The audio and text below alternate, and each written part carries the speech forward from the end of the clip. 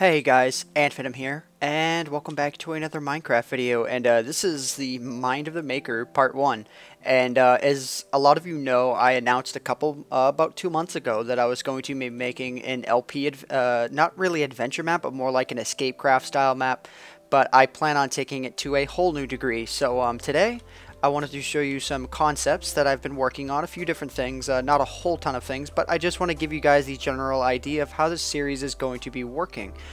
So essentially what I plan on doing is, I have a few devices over here, and essentially what I plan on doing is I'm gonna start working on some concepts, some designs, and when I get towards the end of like every design that I end up concepting, I'm thinking right around 5 episodes or so, I want to get some input from you guys, and I want to know what your favorite designs have been so far. Now, this doesn't mean that I'm going to be showing you every single device that I'm going to be making, but I'm going to be showing you quite a few of them because, you know, just because I think it's fair to share the adventure with you guys, but at the same time, I don't want to ruin the adventure of the map itself. So the first thing that we're going to get into is a little device that I made over here, and you guys probably can't tell what is in this little area, but I assure you it is rather something well, and it works off of this simple design. If you apply power to a redstone repeater, just in this fashion, it'll actually be able to push both of these pistons. So I got thinking, and I didn't get thinking from this, but I was thinking to myself, how could you reveal a hole in the ground just from nothing? Like, it looks like a sealed off room, and how could you reveal that and then retract it? So what I got going here is if I press this button, what'll actually happen is these two blocks will get pushed forward, these trapdoors, and then it will reveal literally a hole in the ground. And if you guys want to know how this works, what I need to do first is I need to punch out these blocks over here. Alright, there we go, and then let me give myself some snow here, and I'll put this one back. But the way it actually works is, actually I think I need to remove one more over here. Man, I'm like rambling today. The reason why I'm removing so many of these is because there's a 12 block limit to the amount that a piston can push, and I've been hitting that like crazy today.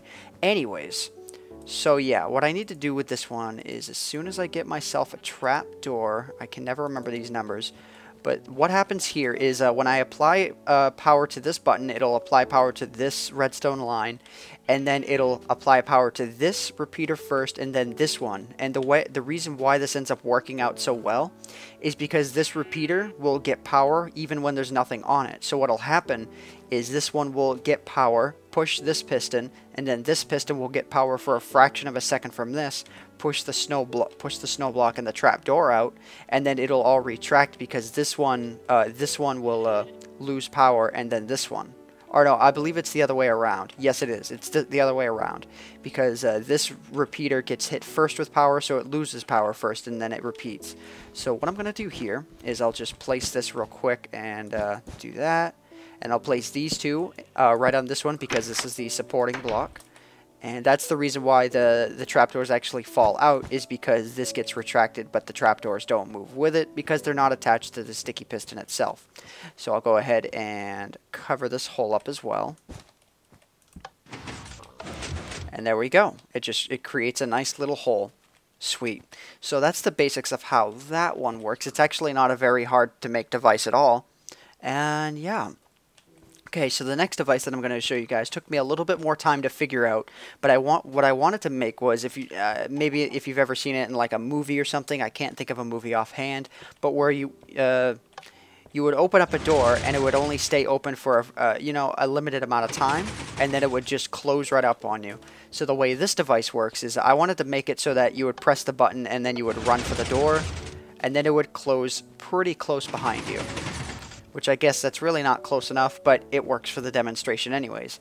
So the way this device ends up working is when I apply pressure to this, if you take a look at the redstone below me, and let me actually tear out this piece of ground so you guys can get a better view. I actually intended on doing that with all of these, but no matter.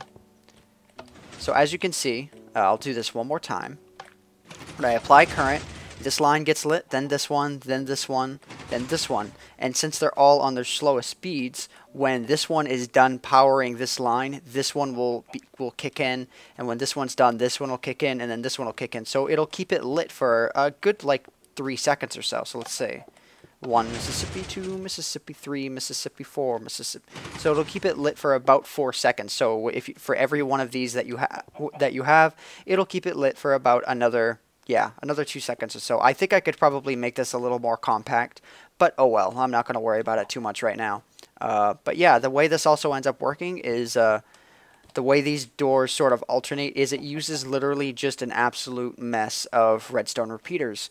So when the current from here follows this path, and then, for example, comes up here, this one will fire, then this one, and so on and so forth. And you can see that by the way these repeaters are set up. They sort of have like a pattern, a descending pattern as they go along. So yeah, those are the two devices that I've set up so far. I believe I have one more that I want to show you guys, but let me run through this one more time.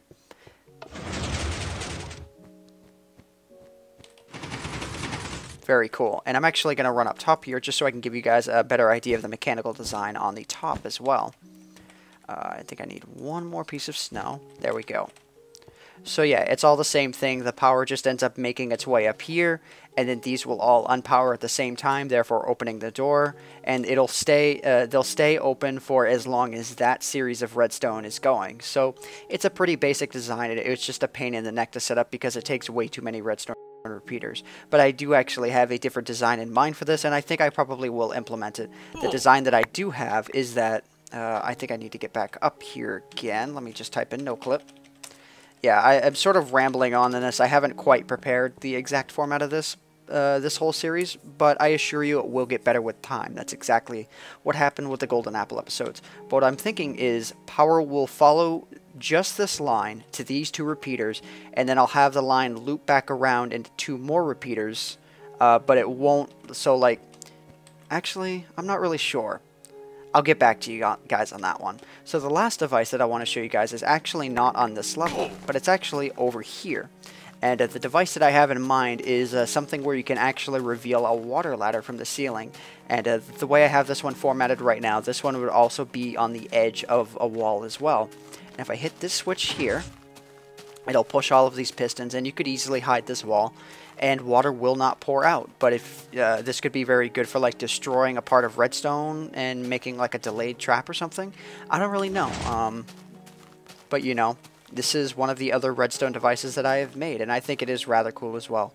So anyways, guys, give me your feedback on exactly how well you think I've been doing this so far. A lot of this has just been purely improvised, but as soon as I get the schematics for some of these traps and or devices down, I'm going to be exporting them into another map and doing a lot of my work with MC Edit actually. So what I plan on doing is I'm going to export all of these into MC Edit and have them in separate areas on the map, and then I'm going to eventually throw them all together into an area, and as soon as I have the map design figured out. But anyways, guys, I hope you guys have enjoyed this particular video. My name is AntVenom, and I bid you all farewell. Thanks so much for watching. And before I go, I'm just going to show you guys this one other device. I've already shown it in a video before, but I do want to show it again.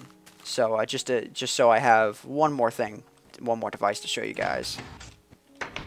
So what this device is, this will probably look very similar to the starting room. And the way this works as well is what happens is these 2 pistons will remove these 2 blocks, and then a dispenser will fire at me.